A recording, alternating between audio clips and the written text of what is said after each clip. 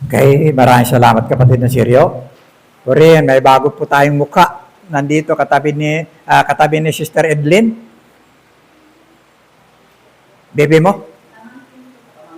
Pamangkin? Anak ni Levi? Okay. Basta anak siya. Okay. Praise God. Napapansin ninyo, andito rin si Sister Ann. Asa na siya? Sister Ann, pakitayo nga. Para naghahanap sila na para makita ka. Ayan. Andyan din, kapatid na Pilong. Pilong, pakitayo nga. Ayan. Puri ng Panginoon. Alam ko kasi linggo, no? Pwede tayong magbiyahe libre, di ba? walang mga kontrabida diyan sa checkpoint. Okay, puri ng Panginoon. Okay. Alam nyo, minsan, nung nagpapasimula pa lang ang gawain sa Pakil, Laguna, napakarami sa salita ako. Wala pang church building. Pero marami, may mga mananampalataya na. Pakil, Laguna, Kasarial. Yan po. Tapos, ang sarap na ng salita ko. Inspire na ako talaga kasi ang daming tao. Tapos, nakalimutan ko, wala pala akong pandikit sa ngipin. Kung saan dapat kumilos yung banal na espiritu, naging kengkoy ako sa gitna kasi lumabas yung aking pusteso sa bahagi ng inspired masyado. Ngayon kanina, kaya makita nyo, wala ako. Nakalimutan ko. Habang nagpipray ako, gumaganyan-ganyan siya. Pumapalakpak. Kaya sabi ko, uwi muna ako. Salamat sa Panginoon. Marami pong problema kasi si Pastor sa katawan. Yan. Una na, salamin. Pangalawa, ito. Kuminsan, hindi ko na ita-charge yung aking battery. Pagdating dito, wala na akong pandinig. Sound na lang, wala. Yan. Kaya marami akong inintindi bago tumayo. Yan. Puri ng Panginoon, hindi tayo pinagkukulang. Okay? So, salamat. Now, maghanda na po ako ng mensahe kahapon. Hanggang kahapon, sabi ko, magre-review ako kagabi. Pero parang hindi ko mismo dama. No? Yung bahagi ng mensahe ko. Dapat ako muna. Yung hindi ako nagme-mensahe para lang sa inyo. Una na yung saktat sa sarili ko. Ako muna ang dapat, sabi ko, Panginoon, parang hindi ako, sa sarili ko. So, kagabi rin, nag-isip na lang ako pagkatapos gumawa ng mga bagay na pagsasalo-saluhan po natin ngayong umaga. Okay? Tayo muna ay manalangin. Abang Banal, salamat po muli. Nakahain po ang iyong katotohanan, ang iyong mga salita sa aming mga buhay. Pagpalain mo po at patuloy, Diyos, na igawad sa amin ang bahagi ng paglago sa buhay spiritual at ang mga katotohanan namin pong pagsalo-saluhan, matanim po sa aming mga puso, matanim sa aming mga buhay. Pakaingatan mo po ang mga katotohanan pong ito. At patuloy, Diyos, itinatas ko po ang buong kapurihan, maging aming mga kapatid na patungo pa po rito, ang aking dalain, pagabay po ang iyong pagkalab sa kanila. Bless mo po kami lahat, ang aming pakinig, ang aming mga damdamin, kalooban ng mga katotohanan na aming pong pagsalo-saluhan. Ito po ang aming dalangin sa pangalan na Penso Kristo. Amen. Amen. Nasa last days na po tayo ngayon. Mga minamahal. Kung makikita po natin yung lahat ng kaganapan ngayon, nagbabadya na po na ito yung sagot ng ating Panginoon Kristo sa kanyang mga alagad. Sa Matthew chapter 24 verse 3, sagot na po niya yan. Na sabi ng kanyang mga alagad, anong palatandaan mo na ikay malapit nang dumating? Yan. Ito. Sabi niya, lilitaw ang maraming bulang propeta. Number 1 yan. Pagkatapos, pagkakaroon ng digmaan sa iba't ibang panig. Ayan na po, nagaganap na po ngayon. Isa pa lang yung bahagi ng Iran, pero naikutan po siya ng iba-ibang mga bansa. Damay po yan lahat. Tapos damay po lahat ng mga kaganapan ng mga paghihirap hanggang sa atin sa kasalukuyan. Chain reaction po yan. Sa susunod na mga linggo, higit pa po yan na magsisitaasan. Sabi ko ganyan. Ano po? Lahat pong yan, apektado. Na po. Maging sa ating mga pagkain, simula sa pag-aani, lahat ng yan, pag-transport, pag-hauling, pagkarga sa barko, hanggang sa lahat-lahat bago makarating sa atin dito, mahal na ang presyo. Ganyan po yan, ang chain reaction. Na po? Okay? So, ang ating pong, kaya wala po tayong teksto. Na po? Pag-uusapan po natin, doktrina po tayo. At pag sinabi dating doktrina, hindi po yan sermon. Na po? Pag-aaral kung ano yung ating kinasasaligan. Na po? Kinatatayuan. No?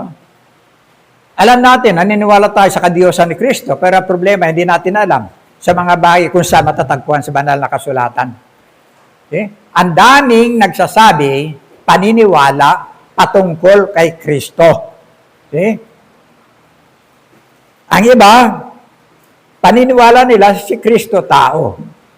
Tao lang talaga. No? Hindi Diyos. Ayun. Tayo naniniwala tayo, naging tao si Kristo, nagkatawang tao. Di ba? Pero Diyos siya, bago siya nagkatawang tao. Na po? Now, may naniniwala na si Kristo tao, ginawalang Panginoon. See? Tagapagligtas. Kaya ba rin yun? May naniniwala na si Kristo propeta. Propeta lang. Yan. No? Marami pa.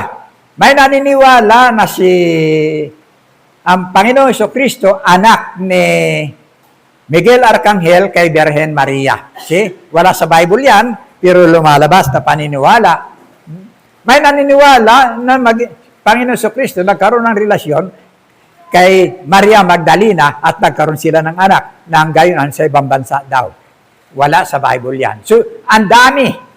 Ang dami.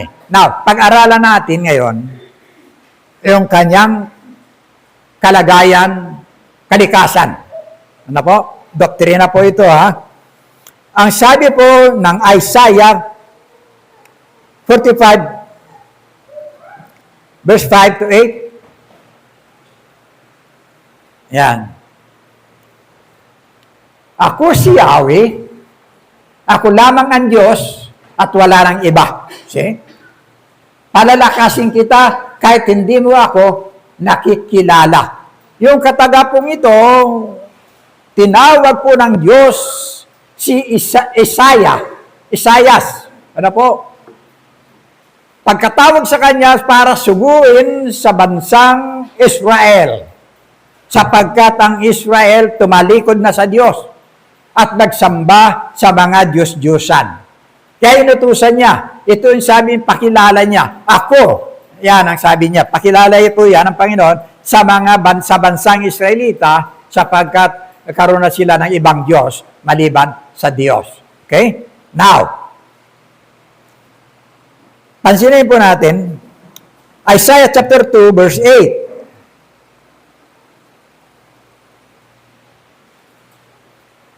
Puno ng Diyos-Diyusan ang kanilang bayan, mga revoltong gawa lamang, kanilang niyurakan, mga bagay, yuyukuran, mga bagay na inanyuan at nililok lamang.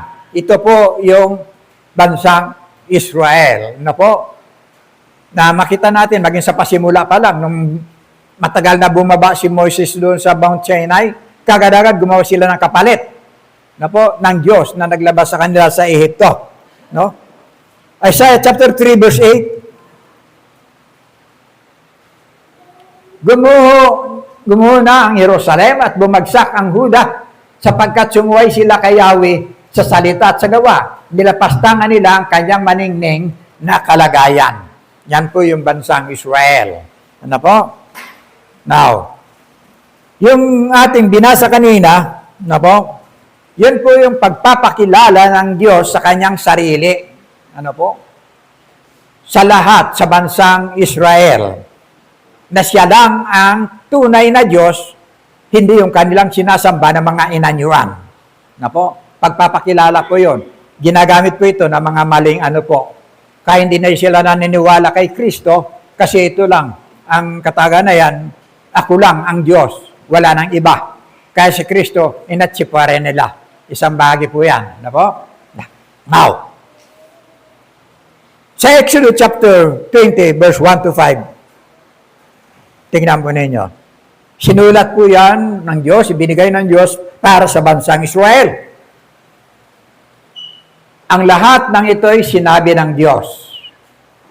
Ako si Yahweh, ang iyong Diyos, na naglabas sa iyo sa Ehipto at nagpalaya sa iyo mula sa pagkaalipin.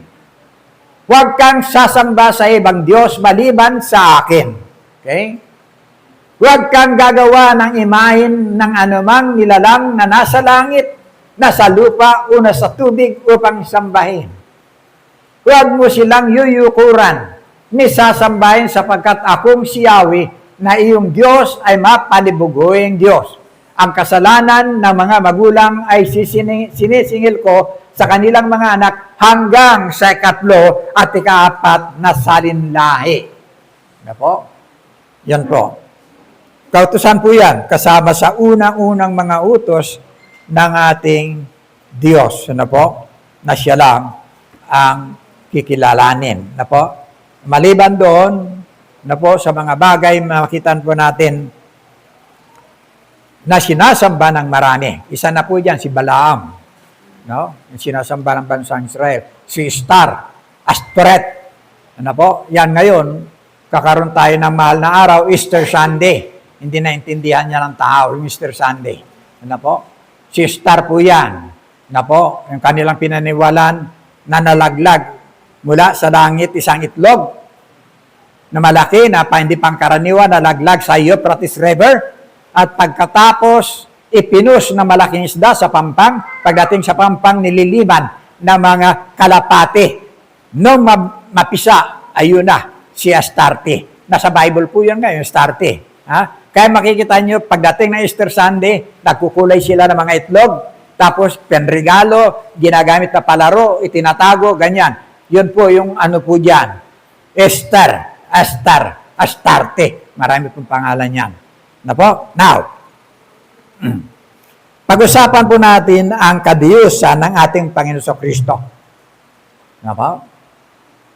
Alam natin na Diyos, kaya lang problema, kulang tayo sa mga talata.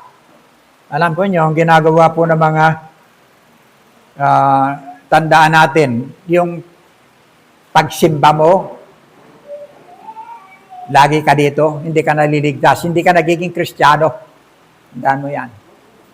Kasi kung ang pagsisimba na kakapaging Kristiyano, pati Muslim, Kristiyano na rin sila kasi nagsisimba rin sila. See? O lahat ng mga relihiyon. Hindi yan nakakapaging Kristiyano. Na po. O maging ang relihiyon, denominasyon, hindi nakapapaging Kristiyano. Nakapapaging Kristiyano ay ang iyong relasyon, kaugnayan sa ating Panginoong Jesucristo. Once na sumampalataya ka, kinilala mo, tinagap mo si Kristo bilang Diyos at tagapagligtas ng iyong buhay, doon ka maliligtas. Pero tungkulin mo, patuloy sa bahagi ng gawain ng Panginoon, sapagkat yan po ang prinsipyo ng Biblia. Kung asan ang dalawa o tatlo na nagkakatipon, nandun siya, ang kanyang presensya sa kalagitnaan. Na po? Matthew chapter 18 verse 20. Andyan po yan. Okay. Now, ang kadiyusan.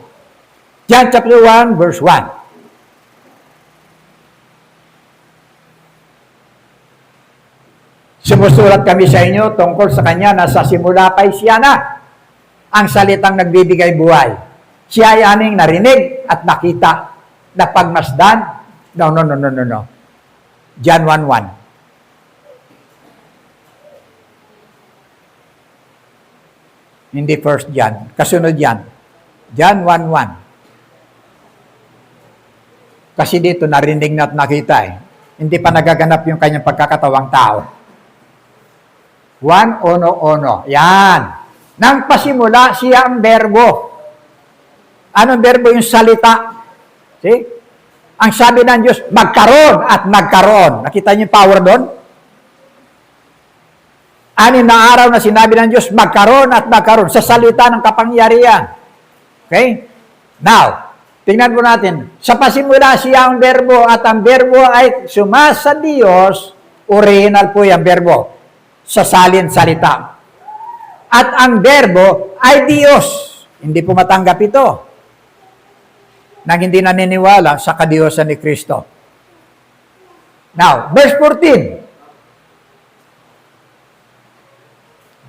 Ito rin, John 1:14. At nagkatawang tao ang berbo at tumahan sa gitna natin. See? At nakita namin ang kanyang kaluwalhatian. Pansinin nyo. At nakita namin ang kanyang kaluwalhatian gaya ng sa bugtong na Ama na puspos ng biyaya at katotohanan. Dito po yung nagre-refer sa ating Panginoong Jesucristo. Na po? Now, yung kanina, 1 John, makikita nyo ngayon, kasama na siya ng tao. Ito na. Welcome po. Okay. Mamaya na po namin kunin pangalan niyo po. Number 1, sumusulat kami sa inyo tungkol sa kanya na sa simula pa'y siya na. Okay? Ang salitang nagbibigay buhay. Siya ang aming narinig at nakita, napagmasdan at nahawakan. Nahawakan na, ha? Nahayag ang buhay na ito. Nakita namin siya at pinatutuhanan namin at ipinangangaral sa inyo ang buhay na walang hanggan, nakasama ng Ama at nahayag sa amin. Okay? Verse 3, ipinahayag na namin sa inyo ang aming nakita at narinig upang makasama kayo sa aming pakikisa sa Ama at sa Kanyang Anak na si Jesucristo. Lumitaw na ang ating Panginoon Jesucristo. Okay? Verse 4, isinusulat namin ito upang malubos ang aming kagalakan. Okay? Kanina, inirefer lang yung salita kay Kristo. Pero ngayon, tuwira na, nakasama siya ng mga alagad na nagpapatunay na hipo, nakita. Ano po? So, nakasama po nila, kasiping sa pagtulog, kasama sa lakad, kasalo sa pagkain, nakakita sila ng mga kababalaga na ginawa ng ating Panginoon sa Kristo. Okay? Wow. Sa 1 Timothy, 2 Timothy yata na dyan. 1 Timothy chapter 3, verse 16. No. Tama yan. Hindi. 1 Timothy. Hindi yan. Tungkol ito sa salita ng Diyos. 1 Timothy. At walang pagtatalo, dakila ang hiwaga ng kabanalan, yaong nahayag sa laman, pinapaging banal sa Espiritu, nakita ng mga anghel, ipinangaral sa mga bansa, sinampalatayanan sa sanglibutan, tinanggap sa itaas, sa kaluwalhatian. Walang iba yan, kundi ang ating Panginoon Jesucristo, mga minamahal. Na po? Kunin nyo ang lahat ng referensya, sinapakahalaga po niyan. Na po? John chapter 17, verse 5. Ito po pagkatapos niya manalangin. Na po? Pinagtatagubilin niya kanyang mga alagad sa kanyang Ama. Pero bago ang lahat, sinabi niya, kaya Ama, ipagkaloob mo sa akin ngayon sa iyong harapan ang kaluwalhatiang taglay ko sa piling mo bago palikain ang sanglibutan. See? Nandun na yung kaluwalhatiang ito bilang isang anak ng Diyos. Na po? Bilang Diyos. Anak. Yan po. Tayo, Diyos, anak po tayo. Ano? No. Anak tayo ng Diyos. Pero hindi tayo Diyos, anak. Magkaiba po yan. No? Anak ka ng Diyos sa pamamagitan ng kamatayan ni Kristo. Pero hindi ka Diyos, anak. Magkakaiba po yun. Ano po? Now, sa Hebrew, chapter 1, Yan. Noong una, nagsalita ang Diyos sa ating mga ninuno sa iba't ibang panahon at sa iba't ibang paraan sa pamamagitan ng mga propeta. Ngunit sa mga huling araw, ngayon na po, huling araw na ito, siya ay nagsasalita sa atin sa pamamagitan ng kanyang anak. Sa pamamagitan ng anak ay nilikha ng Diyos ang sanglibutan at siya ang piniling tagapagmana ng lahat ng bagay. See? Nilikha ng Diyos ang sanglibutan sa pamamagitan ng ating Panginoong Jesucristo at siya ang tagapagmana ng lahat ng bagay. Makikita niyo yan sa Juan 1:3. Tama ba?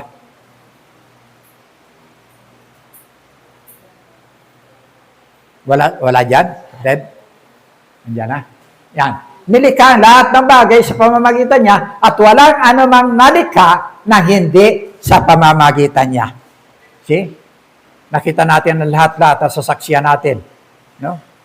Nararanasan natin ngayon. Lahat ng yan nilikha ng Diyos sa pamamagitan ng ating Panginoon Jesucristo. No? Madadaanan natin mamaya kung bakit sa pamamagitan niya. Dahil siya ang kayamanan at karunungan ng Diyos sa creation. See? Okay? Madadaanan natin yan mamaya. John chapter 20, verse 28.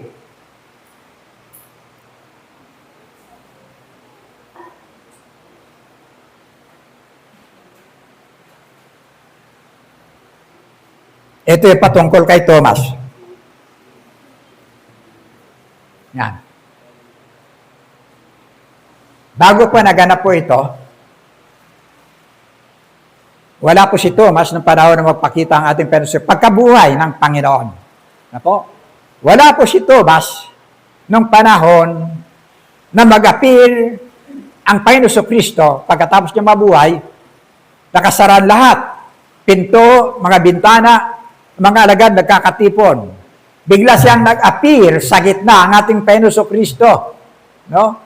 First time na nakita nila sa pool ng ito'y bumangon mula sa kamatayan. Pero bago siya nagsalita ng anuman, binanggit niya katagang kapayapaan ang sumainyo. Peace be unto you. Kaagad, yun ang kanyang binanggit. Wala doon si Thomas. Now, binalita kay Thomas, nung dumating si Thomas, wala na yung Panginoon. Ano sabi ni Thomas? Hindi ako maniniwala hanggat hindi ko na ipapasok ang aking daliri sa butas ng kanyang mga palad. At hindi ako maniniwala hanggat hindi ko na ipapasok ang aking kamay sa kanyang tagiliran. Kasi wasak ito ang tagiliran ng Panginoon. Binalirot ng sibat para lang matiyak kung patay na siya, ay tubig na yung lumabas sa kanyang puso. See? Now, yun ang kanyang kondisyon. Sumunod na pagkakataon, nag-appear ang ating Panginoon Kristo. Kasama na si Thomas. Kaya yan ang problema diyan kapag wala ka sa kalipunan lagi. Kulang ka sa pagpapala. Di ba? Katulad nito. Kung wala ka dito, ang sabi ng Panginoon, kung asan ang dalawa o tatlo, nandun ang presensya ko. Kasama nila ako. See? Ngayon, kung wala ka talaga, nagliliwalay ka. Wala ang buhay mo. See? Now, andun, kasama na si Thomas. Sabi niya, simple lang. Ayan. Thomas, sabi niya, halika. See? Hinamon niya si Thomas, pasok mo ang iyong daliri sa butas ng aking mga palad. Pasok mo ang iyong kamay sa aking tagiliran. Nung makita ni Thomas, ay ito buhay na buhay. Pero bago siya nagsalita kay Thomas, sinabi muna niya, kapayapaan ang sumainyo. Basbas yun ng Panginoon. Kapayapaan ang sumainyo. See? Now, nung makita ni Thomas ang Panginoon, sumagot siya. Sumagot si Thomas, Panginoon ko at Diyos ko. See?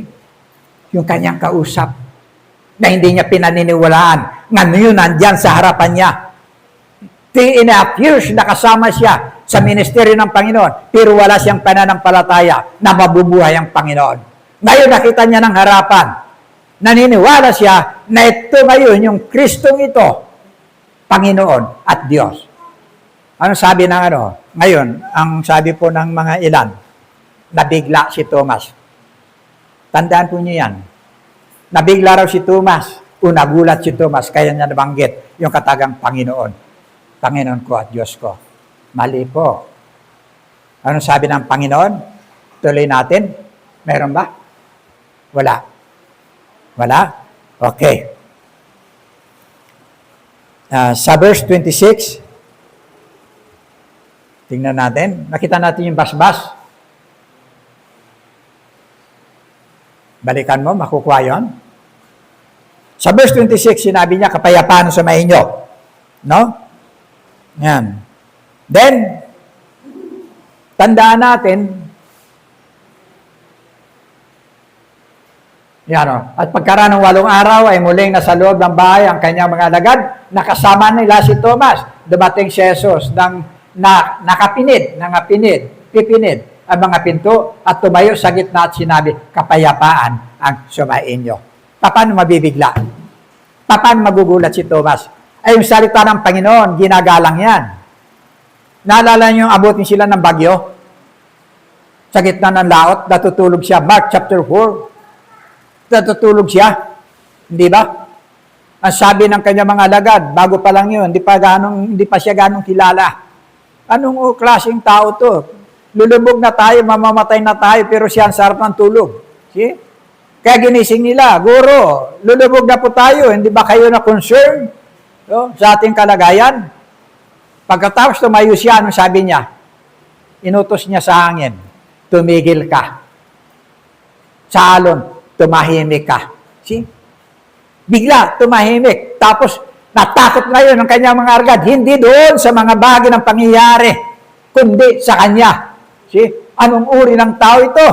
Na pati yung kalikasan sumusunod sa kanya. Nakukuha ninyo? See? Sa John chapter 11, nandun yun. Ibang insidente. Sa John chapter 11, ang ano po dyan, sa verse 43 to 44, wala dyan,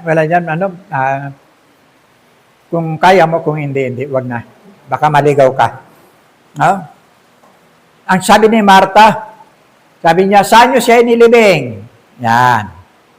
Tapos sabi niya sa mga alagad niya, alisin niyo yung bato. Panginoon, wag! 4 na araw na siya namamatay ngayon. Ngayon, nabubulok na siya, naagnas na siya, inuuod na siya. Ano sabi niya kay Marta? Hindi ba't sinabi ko sa iyo, kung manampalataya ka, makikita mo ang kalulatian ng Diyos? See? Nung buksan, anong sigaw niya? Lazaro! Lumabas ka. See? Yung 4 na araw na nabubulok, lumabas. Natatalian yung buong katawan. See? Sabi niya sa kanya, kalagan niyo siya. See? Sinusunod yung kanyang tinig maging ng kamatayan. Tapos dito, sabi mo, nabigla si Thomas. See? Simpleng bagay, nabigla. Dahil ayaw mo lang paniwalaan yung kadiyusan ni Kristo. Makikita po niyo yung sistema.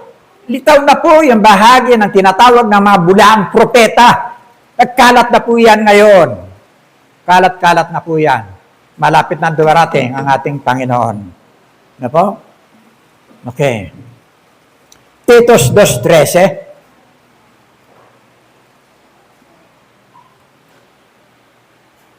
Habang inantay natin ang pinagpalang araw nating inaasahan.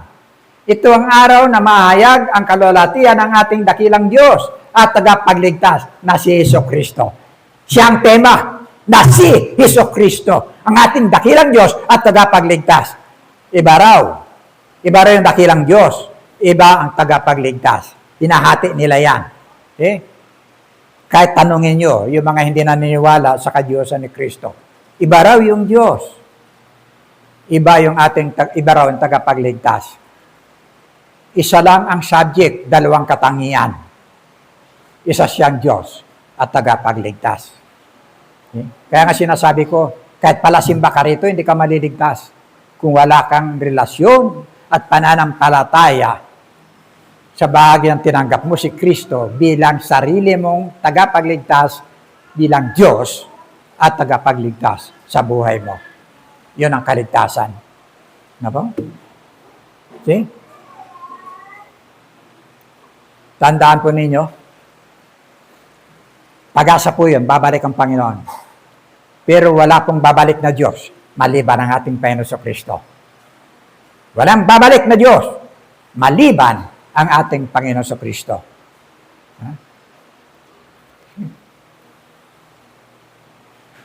Mahayag ang kaluwalhatian na ating dakilang Diyos na tagapagligtas na si Kristo. Kakalungkot. Sabi ko nga, nakahanda na yung lagablab ng apoy sa mga lahat ng ito. Ano? Isaiah, Colossus 2:9. Napakaliliwanag ng mga talata lahat kung bakit binabali. Sapagkat ang buong kalikasan ng Diyos ay na kay Kristo sa kanyang pagiging tao. See? Buong kalikasan. Nakakagawa siya ng alak sa tubig. Ng tubig. Nakakapagpakain siya ng 5 tinapay, 2 isda sa 1,000 kalalakihan. Lahat nagagawa niya. Nandun pa rin. Pero nang time na nakabayubay na si sa cross, yun ang sandali na makita mo yung taong si Kristo. It is finished. Doon natapos yung kanyang pagiging tao. See? Isa na siyang Panginoon. Kaya nga doon sa Hebreo, sinabi, umakyat siya, lumuklok sa kanang bahagi ng kanyang ama. See? Kaya sabi ng kanyang ama, siyang luklukan ni Diyos, maghari kang magpakailanman. Yung ama mismo nagsabi sa kanyang anak. See? Now, Isaiah 9:6.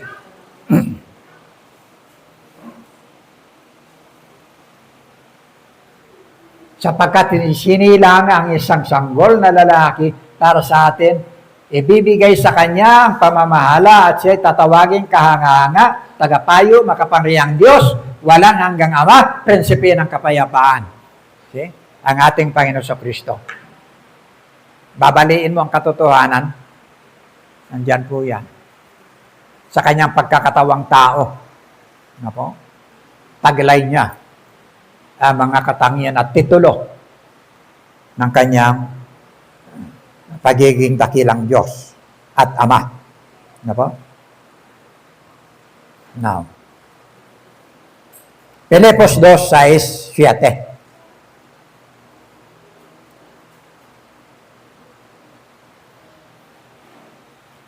Kahit taglay niya ang kalikasan ng Diyos, pansinin ninyo, kalikasan ng Diyos, hindi niya pinagpilitang manatiling kapantay ng Diyos.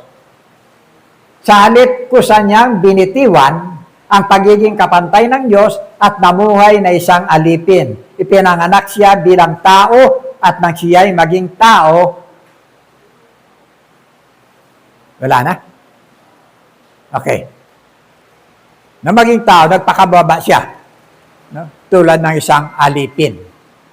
Mga minamahal, sabi ko nga, kung makikita lang natin yung kalagayan ng ating Panginoon Kristo, mula sa kanyang luklukan, ang sabi doon, ng pagsasalaman, ano po? Nanghiram siya sa lahat ng bagay. Di ba? Nanghiram siya ng nanay sa laban. Eh wala namang nanay ang Diyos. Nakaroon siya ng nanay sa laban. Sa kanyang pagiging tao. Pero sa Diyos, wala. Andun na siya sa pasimula, kasama ng Ama. See?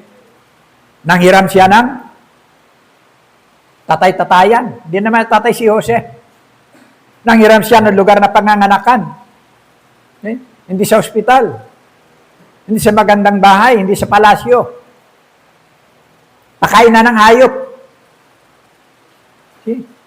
Nanghiram siya ng sasakyan. Yan, dapat ngayon maging Messiah eh. Papasok sa Jerusalem.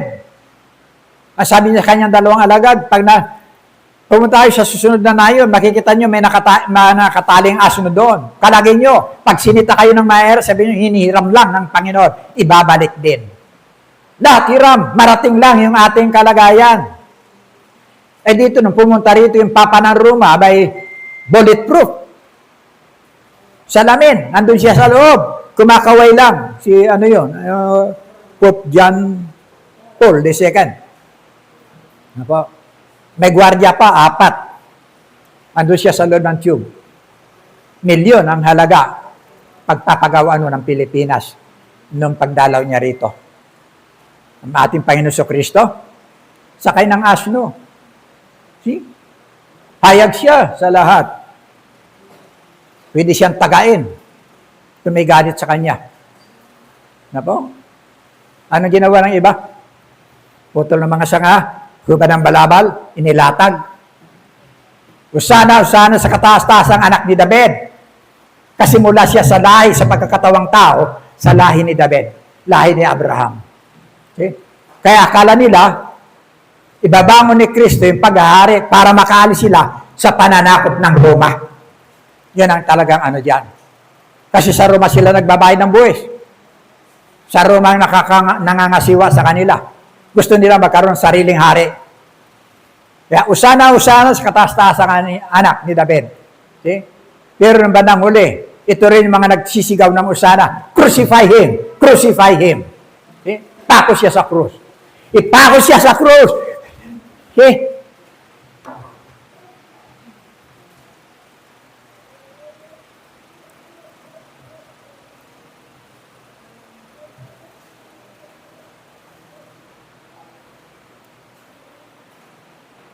Manghiram ng lahat ng bagay. Maabot lang yung ating kalagayan. Pasalamat tayo, ikaw, may sarili kang plato, may sarili kang higaan, may sarili kang... Pag binasa niyo yung Luke chapter 9, verse 57, maawa ka sa Panginoon. Ang sabi ng isang tao sa kanya, Panginoon, sasama ko sa iyo kahit saan. Ang sabi niya, may lungga ang mga asong gubat, may pugad ang mga ibon, pero ang anak ng tao, wala man lang, may mapagpahinga ng kanyang ulo. See? Wala. Ultimo, sarili niya mga kapatid, binubuli siya. Hindi naniniwala sa kanya. John chapter 7. Walang pananampalataya sa kanya. Bakit hindi ka lumabas para magpahayag? Ano sabi niya? Walang propeta na ginagalang sa kanyang sariling bayan. Walang pananampalataya sa kanya. Kaya nung mamatay siya, nandun siya sa krus. Ang kanyang ina sa laman, andyan, yung kanyang alagad na minamahal na si Juan, yun lang natira. Yung lahat ng kanyang mga alagad na lalaki, lahat mga wala. Mga babae lang natira ron. Sabi ko, mga babae, laki ng kanilang papel sa bahagi ng kanilang kaugnayan sa Panginoon. Mamaya, may gawain ng mga kababaihan. Sa ministeryo ng Panginoon, tumutustos yan. Yung mga pangangailangan ng Panginoon. Okay? Kaya nandun, ang sabi niya, babae, ang iyong anak. See? Isa sa 7 wika yan. Maraming hindi nakakaunawa. Lalaki, ang iyong ina. Alagad niya yun, si Juan na minamahal. Ha? Yung sumulat ng Apokalipsis. Ang iyong ina. See? Sa panahon ngayon, siya na ang iyong anak. Sa panahon ngayon, siya na ang iyong ina. Siya ang gaganap ng aking tungkulin. Si Juan. See? Ako, Panginoon, ninyong dalawa. Kukuha ninyo. Pinuputol na niya ang kanyang kaugnayan sa laman dahil siya Panginoon na ng dalawang ito. Doon nagtatapos yung kanyang pagiging tao sa cross. It is finished. Nakukuha ninyo? Yung lahat ng kanyang paghihirap, lahat ng kanyang mga hiniram, lahat. Para lang maabot yung ating kalagayan. Ano pa mga bagay na kanyang hiniram? Marami. Okay? Pero tayo, konting ano lang. Hindi tayo makaano sa church. Na alam mo, andyan yung lahat ng mga bahagi ng pagpapala na mula sa Panginoon. Sa kanalang, marami pa naman linggo. Okay? Busy ako eh. Busy yan.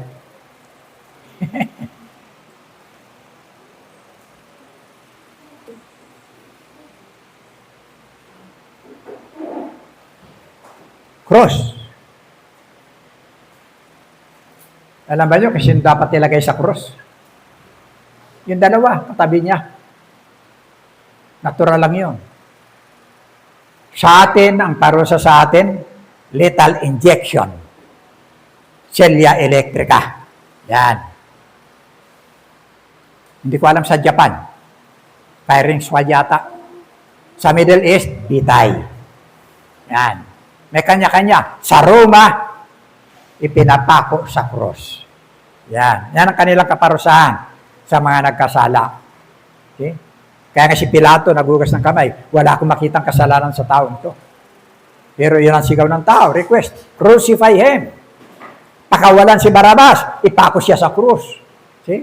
Kasi kaugali niya, pag piyesta, papakawala sila ng bilanggo.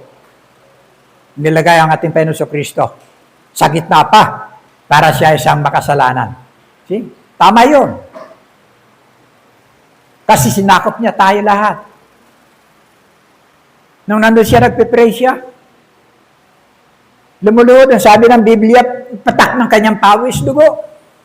Hirap ng kalooban kakaharapin na kamatayan. Isang banal mamamatay, husgahan dahil bilang isang makasalanan. Anong kanyang pray? Ano siya? Ama, kung pwede lang, lumagpas sa akin ang sarong ito. Pero hindi ang kalooban ko ang siyang masunod, kundi ikaw pa rin ang siyang masunod. 3 times yan. Hiningi niya sa kanyang ama kung pwedeng lumagpas sa kanya. Ano yun? Ibig sabihin, lumagpas. Hindi niya danasin. Yung kahirapan. Lumagpas sa kanya. Abay si Rizal, hindi natakot. Nung umangan siya, pagsabing fuego, sabay siya pumihit. Dito, ang tama lahat. Bilang palatandaan na hinarap niya ang kamatayan, hindi siya naging traidor sa bayan niya. See? Na mabuwal. Tinira pa siya ng pinakamataas na kastigo. Sabog ang utak nun. Ba niyo alam? Sabog ang utak ni Rizal. Pero mga bumaril sa kanya, Pilipino. Pag hindi nila ginawa, papatayin din sila. Mga Guardia Civil. Mga Pilipino yun. Pag-aralan nyo sa Okay. Pero si Ninoy, sabi ni Presidente Marcos, huwag ka nang umuwi kasi nanganganib ang buhay mo. Umuwi pa rin. Gusto niya patunayan na hindi siya takot mamatay. Ano ba lang, sa tarmac pa lang. Tinira na siya. See? Tapos pinagbibintangan si Marcos. Natural. Kasi siya nakaupo eh. Pero alam na ni Marcos na siya ang bibintangan kaya sinasabi, huwag ka mo nang umuwi. Pero isa sa loob ng bakura ni Marcos ang nagpatira kay Ninoy. Yun po yung totoo. Pero si Kristo, kung pwede lang lumagpas sa akin, kanyang pakiusap sa kanyang ama. Yung saro, alam nyo kung ano? Kapitan na kayo na ginagamit ng pare. Ha? Pag nag-hostya, binibiyak yung malaking hostya, tapos iinom. Ha? Yan. Yun ang saro. Ganyan. Ang laman ng saro, yung pagsisinungaling ng bawat isa. Andon ang drug addiction. Andon ang lahat ng uri ng bisyo. Andon ang pagpatay. Kita mo yung kaso ng pagpatay, malaking yan. Kita mo yung dating Pangulo natin hanggang ngayon, nakadetini siya ron. Andon, lahat ng uri ng kasalanan sa loob ng kupa, paghihirap at kamatayan na siya ang tutungga na ni isa, wala siyang ginawa. Nakikita ninyo? See? Yung lahat ng kabulukan, lahat ng bahagi ng mga kortado, nakapandidiri, nakasalanan ng sanglibutan.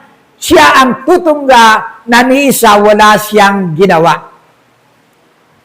Yun ang sana maintindihan ko natin. Na yung krus dapat sa iyo, sa akin, sa bawat isa. Nilagay ni Kristo ang kanyang sarili. para sa iyo. Na natin? Yung impyerno na nakalaan sa atin. Ama, Diyos ko, bakit mo ako pinabayaan? Diyos na tumawag sa Diyos, sino makakaintindi niyan? Okay? Diyos na tumawag sa Diyos. Ikaw yung andun. Ako ang dapat magsalita niyan sa darating na araw. Binanggit ni Kristo para sa akin, para sa iyo, para sa atin lahat. Para magkaroon ka ng kalayaan. Yun ang layunin ng Diyos na si Kristo para magkatawang tao, bayaran ng ating mga kasalanan na hindi nakikita ng mga naniniwala na si Kristo, hindi Diyos. Dahil mapapahamak. Dahil mapapahamak.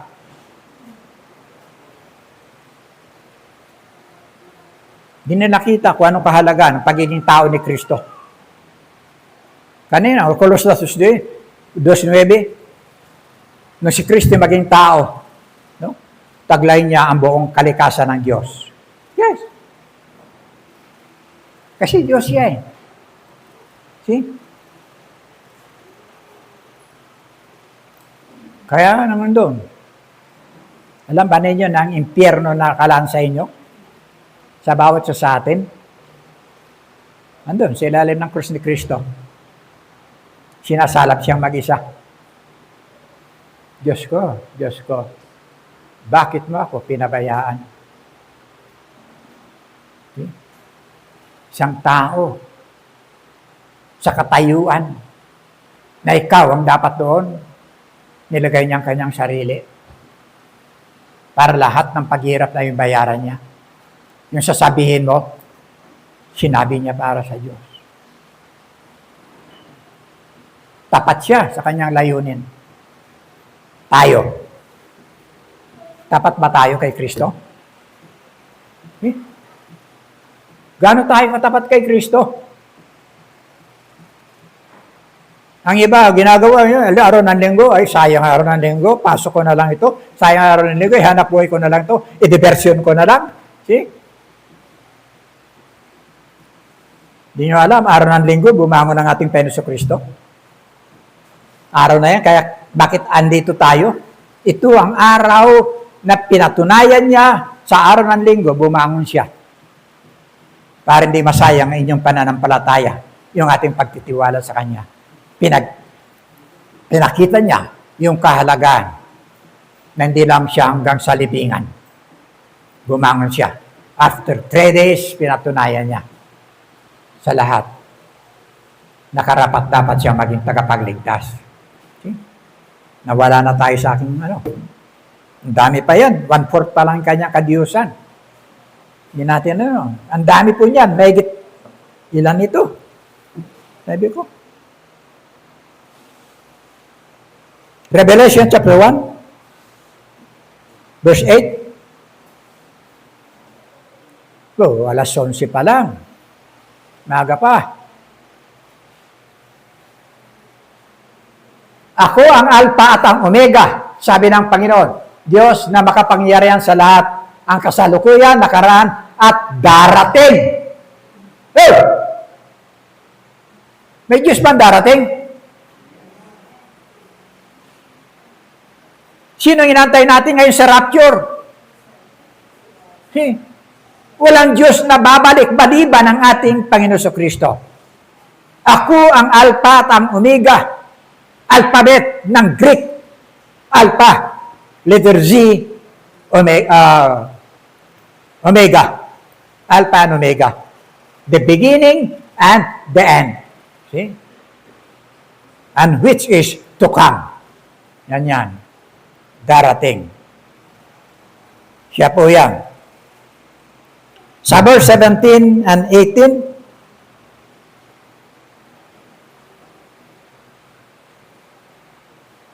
pagkakita ko sa kanya para akong patay na bumagsak sa kanyang paanan, yan si Juan, na sumulat ng Apokalipsis, pahayag, Revelation.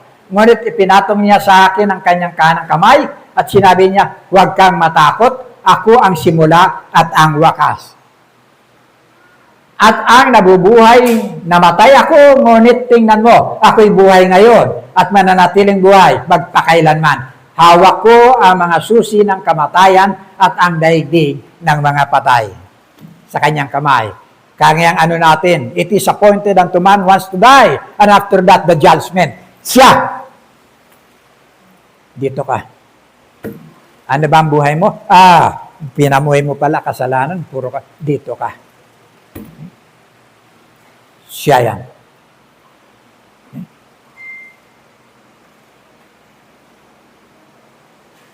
Revelation chapter 22, verse 20 to 21.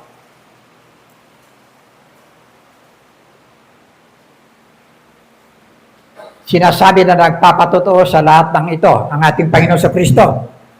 Sinabi niya kay Juan sa Apokalipsis, isulat mo ito. Yan. Tiyak na nga, darating na ako. Sabi ni Juan, Amen. Dumating ka nawa, Panginoong Isos. See? Naway makamta ng lahat ang kagandang loob ng Panginoong Isos. Amen. Yan lang inaantay natin ngayon. Kung talagang anak ka ng Diyos, blessing sa iyo yan. Na po, pag dumating ang Panginoon, wala ka ng hirap. Within the twinkling of an eye, ang sabi diyan, isang kisap mata. Gano'ng kabilis? Hindi nga nyo alam kung nakailang pikit na kayo. Gano'ng magpapalit. Glorified body. Yung katulad ng sa Kanya. Hindi ka natatabla ng sakit. Hindi ka natatabla ng gutom. Hindi ka natatabla ng problema. Hindi ka natatabla ng kamatayan. See? Tatagos ka na sa pader. Yan ang glorified body. Yan ang inantay natin katayuan at katawan na mula kay Kristo. Malapit na. Darating na siya. Matthew chapter 28 verse 9. Tingnan niyo ang pagsamba. Ngunit sinalubong sila ni Jesus at binati. Lumapit sila sa Kanya, hinawakan ng Kanyang mga paa at sinamba siya. See? Tandaan niyo yung pagsamba sa Panginoon lang, ha? Sa Diyos lang ang pagsamba. Matthew chapter 4, verse 8 to 10. Pagkatapos, dinala siya ng dyablo sa isang napakataas na bundok at ipinakita sa kanya ang lahat ng kaharian sa daigdig at ang karangyaan ng mga ito. Nung tuksuin siya niyan, ng dyablo. Sinabi ng dyablo sa kanya, ibibigay ko sa iyo ang lahat ng ito kung magpapatira pa ka at sasamba sa akin. Okay? Kaya sumagot si Jesus, lumayas ka Satanas, sapagkat nasusulat, ang Panginoon mong Diyos ang dapat mong sambahin at siya lamang ang dapat mong paglingkuran. Okay? Pagsamba. Na po. Revelation chapter 22 verse 8 to 9. Akong si Juan ang nakarinig at nakakita ng lahat ng ito. Matapos kong marinig at makita ang lahat, ako'y nagpatira pa, pagsamba sa paanan ng anghel na nagpakita sa akin ng mga ito upang siya'y sambahin. Okay? Ngunit sinabi niya, huwag mong gawin yan. Ako may aliping tulad mo at tulad din ng iyong mga kapatid na propeta at malahat ng mga sumusunod sa mga salita sa aklat na ito. Ang Diyos ang sambahin mo. See? Bakit tinanggap ni Kristo ang pagsamba? See? Hindi niya sinaway ang kanyang mga alagad sa kanyang mga paa. Ginamit niya ito sa bahagi ng pagpapalaya sa dyablo. Iniwan siya ng dyablo. Nararapat ng Panginoon mo lang na Diyos ang iyong sasambahin at paglilingkuran. Sinambay mga anghel, huwag mong gawin yan. Dahil ang pagsamba nauuko lamang sa Diyos. Sinamba si Kristo. Anong katayo ni Kristo ngayon? See?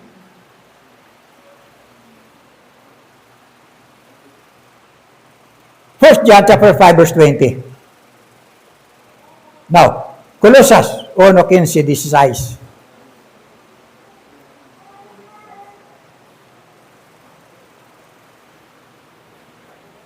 Si Kristo ang larawan ng Diyos na di nakikita. Siya ang panganay na anak at pangunahin sa lahat ng mga nilikha. Okay? Sapagkat sa pamamagitan niya ay nilikha ang lahat ng bagay na sa langit at nasa lupa, nakikita man o hindi, pati ang mga espiritual na kapangyarihan, pag-aari, pamamahala at pamumuno, ang lahat ay nilikha ng Diyos sa pamamagitan niya at para sa Kanya. See? Lahat ng bagay, nilikha ng Diyos para sa Kanya. Ano po? John 1:3, yan din kanina, na lahat ng bagay nilikha sa Kanya. John 14, verse 89. Sinabi sa kanya ni Felipe, Panginoon, ipakita po ninyo sa amin ang Ama at masisiyahan na kami. Ang sabi ng Panginoon. No? Matagal na binabanggit ng Panginoon patungkol sa kanyang Ama. Pero hindi pa nakikilala at hindi nakikita ng mga ito. Sumagot si Jesus, kay tagal na ninyo akong kasama hanggang ngayon, hindi mo pa nakikilala. Ako kilala, Felipe. Ang nakakita sa akin ay nakakita na sa Ama. Bakit mo sinasabing ipakita mo sa amin ang Ama? Kanina siya ang larawan ng Diyos. See? Ngayon, taglay niya ang bahagi ng kaanyuan ng Diyos. See? John 10:30-33.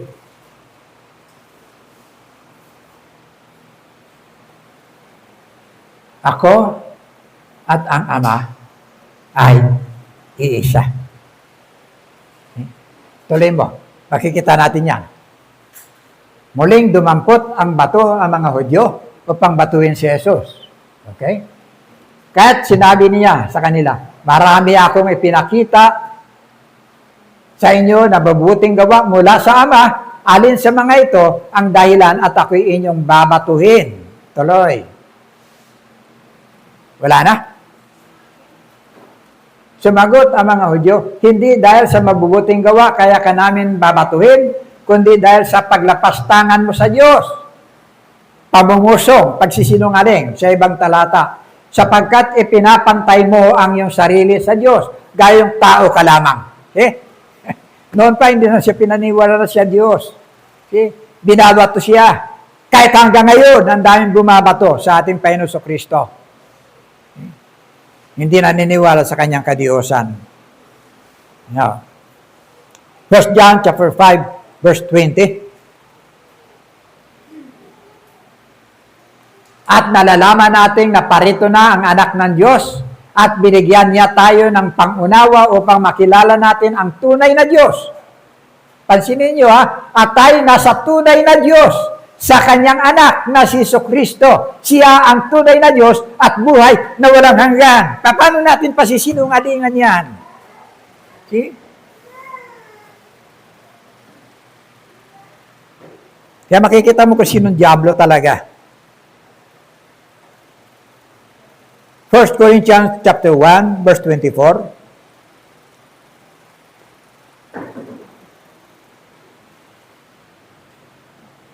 Subalit sa mga tinawag ng Diyos, maging Hudyo o maging Griego, si Kristo ang kapangyarihan at karunungan ng Diyos. Hello? Okay? From creation, andun na siya. Kasama na siya. Magkaroon at nagkaroon. See?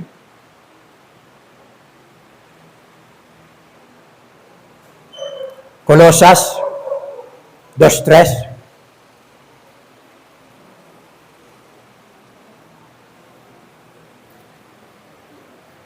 Sa pamamagitan niya, nahayag ang lahat ng nakatagong kayamanan ng karunungan at kaalaman ng Diyos. See? Sa pamamagitan ni Kristo, natatago ang lahat ng karunungan. John 3:13.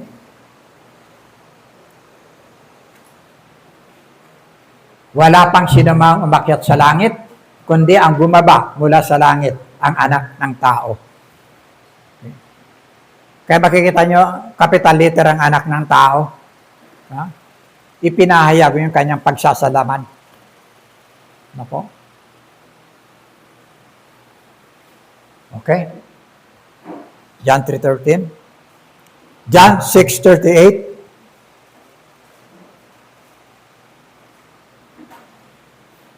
Ako'y bumaba mula sa langit, hindi upang gawin ang sarili kong kalooban, kundi ang kalooban niya na nagsugo sa akin.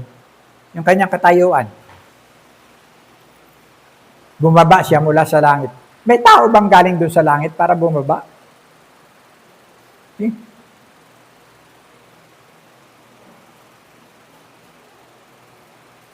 Walang taong taga-langit. Ngayon, pagkatapos ng kanyang kamatayan, pwede tayong dumirekta na sa langit.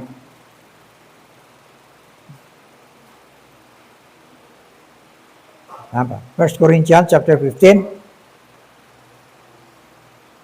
verse 45 to 47. Ganito ang sinasabi ng sa kasulatan. Ang unang tao si Adan ay nilikang binigyan ng buhay. Si Adan yan. No? Ang huling Adan, siyang tinutukoy dyan, ang ating Panginoon Kristo, ay espiritong nagbibigay buhay. Okay? Ngunit hindi nauna ang spiritual. Ang physical muna bago ang spiritual. Tuloy. Ang unang Adan ay mula sa lupa, sapagkat nilikha siya mula sa alabok. Ang pangalawang Adan ay mula sa langit. See? Yan ang ating Panginoon Kristo. Ang kanyang katayuan. Ano po? John 4, tama, 23 to 24. Kanyang katayuan, espiritu.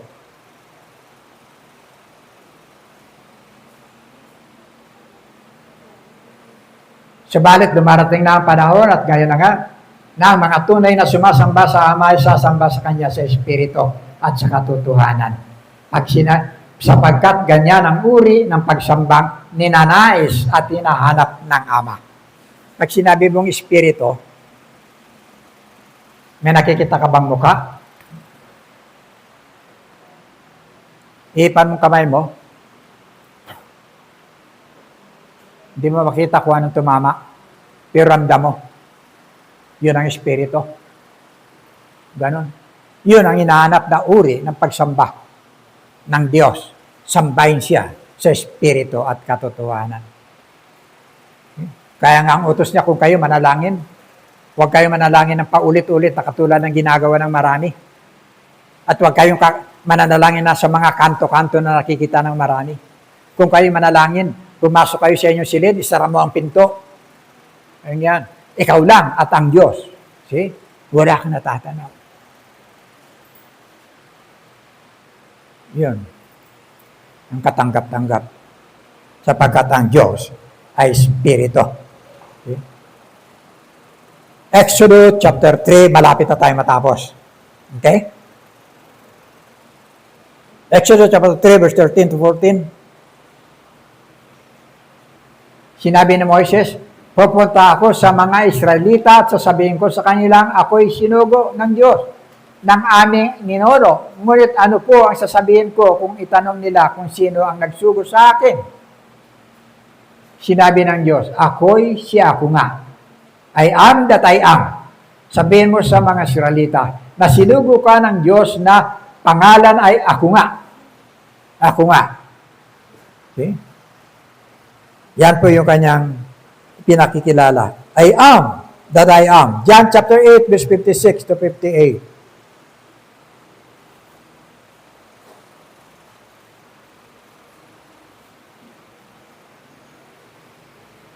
Natuwa ang inyong amang si Abraham nang malaman niyang makikita niya ang araw ng aking pagdating. Nakita nga niya ito at siya ay nagalak. Nagsasalita dyan ang ating Panginoon Kristo kaharap yung mga Hudyo. Dahil dito ay sinabi sa kanya ng mga Hudyo Wala ka pang 50 taong gulang, paano mo masasabing nakita mo na si Abraham? Sumagot si Jesus, pakatandaan ninyo, bago pa ipinanganak si Abraham, ako na. See? Ando na siya. Kanyang kalikasan. Proverbs chapter 30. Ayan. Sino ang dalubhasa sa kalangitan? Sino ang nakapigil ng hangin sa kanyang palad? Sino nakapagbalot ng tubig sa isang damit? Sino ang naglagay ng mga hangganan sa daigdig? Sino siya? Sino ang kanyang anak? Kita nyo?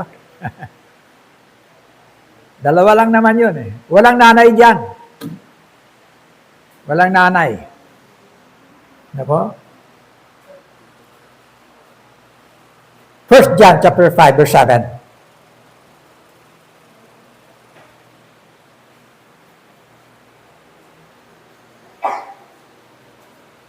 Okay, kita ninyo? Tatlo ang nagpapatotoo sa langit. Ang Ama, ang salita, yung in the beginning was the Word, and the Word was with God, and the Word was God. Salita, at ang Espiritu Santo. Tatlo yan, ha? At ang tatlong ito ay iisa. Kita ninyo? At mayroon tatlong nagpapatotoo sa lupa. Okay. Espiritu, tubig, at dugo. Pansinin ninyo. There are three that bear records in heaven. The Father, the Word, and the Holy Spirit, and these three are one. Tatlo pero isa. Okay? Yan po. Kaya pinaniwala natin, tatlong persona po sa isang Diyos. Yung Ama, hindi po yung Anak. Ha? Yung Anak, hindi yung Espiritu Santo. Yung Espiritu Santo, hindi rin yung Ama. Espiritu Santo, hindi rin si Kristo. Pero sa gitna, Diyos. Okay? Maglaga kayo ng itlog. Pag nalaga na ninyo, katukin nyo. Okay? Tanggalin mo yung talukap. Kabahagi yun ng itlog eh. Tapos lalabas puti. Di ba? Kagatin mo yung puti. Kainin mo. Makikita mo sa loob. Ano? Bato? Dilaw. Ilang itlog kinain mo? Ano nyo? 1 Thessalonians chapter 5 verse 23. Ay, ito yan, oh. Naway lubusan kayong gawing banal ng Diyos na siyang nagbibigay ng kapayapaan at naway panatili ninyang walang kapintasan ang buo ninyong katauhan, ang Espiritu, kaluluwa, at katawan hanggang sa pagparito ng ating Panginoon Kristo. Sinong naniniwala sa inyo na isa lang siya? Isa lang kayo talaga. Isa lang. Pero may bahagi kayo. Ha? Ilang bahagi kayo? Ay, wala. 3. 3, tama. Mayroon kang 3 bahagi sa iyong katawan. Mayroon kang kaluluwa. Mayroon kang espiritu. Mayroon kang katawan. See? Hindi ka pwedeng katulad ng mga aso na manliligaw sa ano. Nandiyan lang, sa public, kahit sa harap ng tao. Amoy-amoy lang, nagkaayos na sila. See? Tapos pwede na silang maglambingan yan sa harap ng marami. Bakit? Meron kang espiritu na nagbibigay sa'yo ng kaunawaan. May Diyos. See? Ito po. Lumabas na tayo doon sa kadyosan ni Kristo. 3 persona. Pero marami pa po yung talata yan patungkol sa 3 persona. At marami rin ang hindi naniniwala dyan sa 3 persona. Pero nasa Biblia, Kaya sabi ko, gawin yung panuntunan ang banal na kasulatan. Pag sinabi diyan, huwag mong babaliin. Pag binali mo, sinungaling ka na. Na po? Ngayon, kung meron kayong katanungan doon sa ating mga pag-aaral, isulat po ninyo. Na po? Pagkatapos, babasahin ko at sasagutin ko po. Na po? Para sa isang magandang pag-aaral. Na po? Matayuan lang natin yung bahagi ng kalikasan ng ating Panginoon Kristo. Totoong tao siya. Kaya ang tanong doon, na bagamat siya ay Diyos, hindi niya pinanghawakang makipantay sa Diyos, pagko sinubad niya. See? Yung kanyang kalikasan at nag-anyong tao. Kaya ang tanong nga ron, nung siya ay maging mag-anyong tao, ano siya? See? Siyempre, sasagot nila, tao. Ay, nung siya sa anyong Diyos, ano siya? Tao pa rin. Lalabas na sinungaling po talaga. Ano po? Puri ng Panginoon, na yung mga katotohanan pong ito, hindi po ikinobli sa atin. Ano po? Nabubuhay po tayo sa katotohanan ng lahat ng ito. Ano po? Dapat po nating ipahayag, ingatan, ano po? Pag-aralan. Kasi darating araw, makakatagpo po kayo ng mga ganyan. Hindi naniniwala sa kadiyusan ni Kristo. Ano po? Pero andyan lahat ng katotohanan. Binasa natin at nagtuturo na siya ay Diyos. Tao na Diyos. Ano po? Para ibalik po tayo sa piling ng Diyos. Yan po yung kanyang hanapin, to seek and to save that which was lost. Yan ang kanyang layunin. Hanapin tayo at iligtas ang mga nangawawala para ibalik sa Diyos. Ano po? Purihin po ang Panginoon. Okay?